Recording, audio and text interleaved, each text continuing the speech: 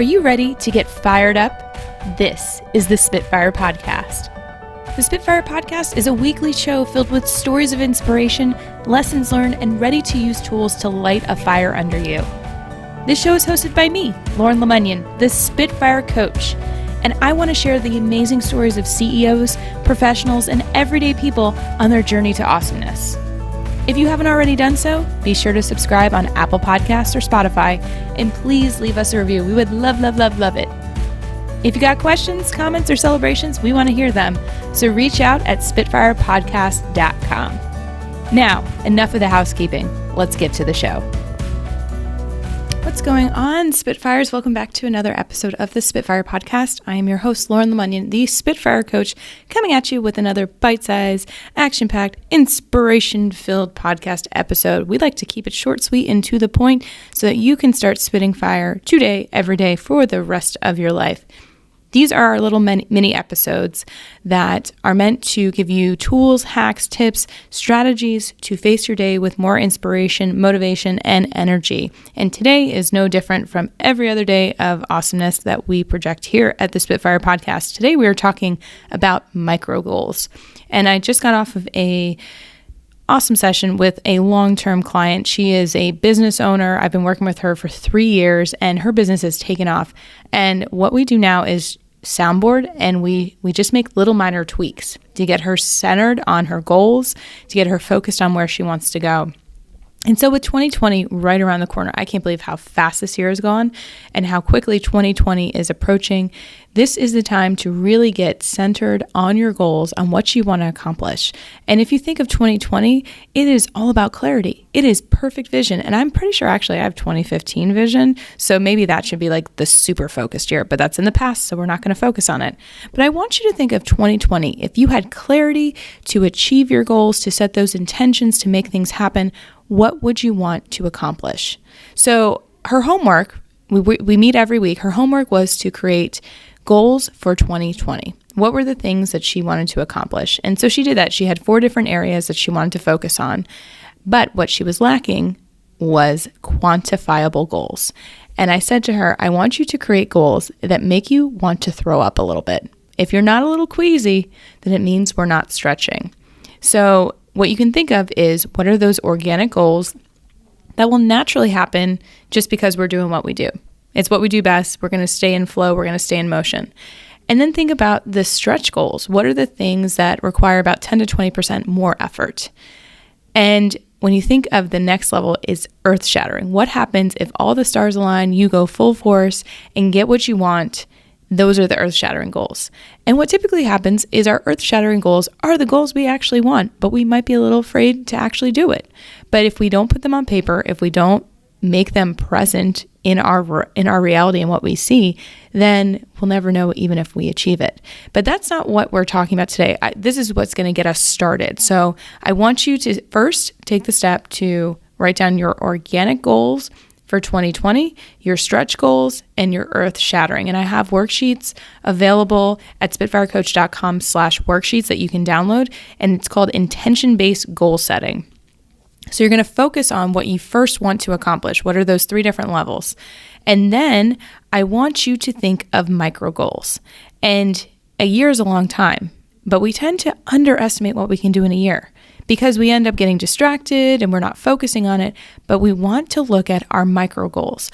What are those smaller benchmarks that let us know that we're on our way to achieving our goal, that we're on our way to living in that intention? So we can slice it into quarters, or we can slice it into monthly. I like quarters. There's actually this thing called a 12-week year. You should definitely check it out. My friend Ebony told me about it, and it is a game changer. And basically what you want to do is look at your year in 4 parts and focus on 12 weeks, 12 months to a year, 12 weeks to a quarter, essentially. So you want to be able to have enough of a long-term goal that it gives you time to kind of have setbacks, to have really good days, good weeks, and to have something that's manageable within that time period.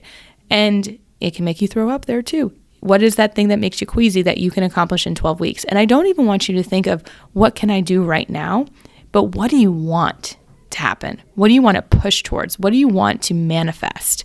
And so within that 12-week year, you're going to ratchet it back each week. What are those actions you're going to take that are quantifiable, specific, and trackable that you're going to keep yourself on track with? You want to make sure that they're doable every day, that you have a set action related to it, and that you have someone to be accountable to. If you've ever done SMART goals, this is in line with that, spot on. So start with one goal at a time and look at your big earth-shattering goal for the year for 2020. Then I want you to position it as, if this was in the first quarter of 2020, what are those things that I would want to accomplish by the end of that period? And then you're going to look at what are the things I can do on a weekly basis and on a daily basis. And you want to make sure that they are super specific. So let's say that my goal is to speak at 5 conferences, paid conference gigs. So what do I need to do in order to ensure that that's happening? Now, I'm not in control of whether or not I get selected, but I am in control of how I show up and what I do to put my best self forward. So I'm putting that out to the universe. I'm going to have 5 paid speaking gigs for the first quarter of 2020.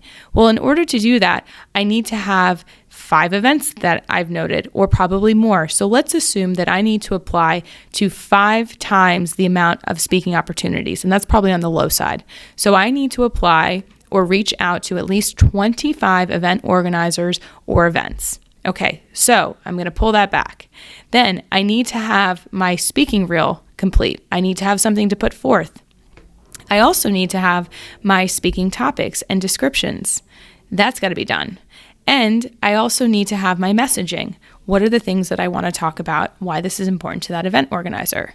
So maybe in the first part of week 1 of the 12-week year, I'm looking at, okay, research upcoming events in the first quarter, or research in the first 2 quarters, because it sometimes takes longer for decision makers. So step 1, research.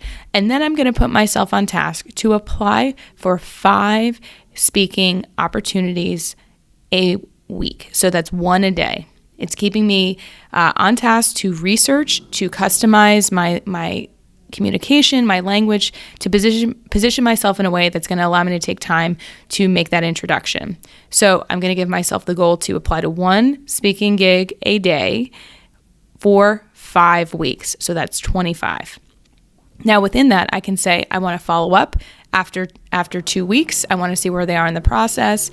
And I also want to be sending feelers out to other events that I'm seeing. So I'm tracking it, I'm doing the outreach, and I'm doing the follow-up. Now, what within that is in my control? Not a lot, because if I start to hound them too much, then I'm probably going to annoy them and they're not going to want me to come and speak. But I can start looking at who else has connections within those events. Who can I ask within my circle to do outreach? And as long as I'm moving towards that, something's going to hit. So guess what? If my goal is 5 and I get 2, that's still awesome.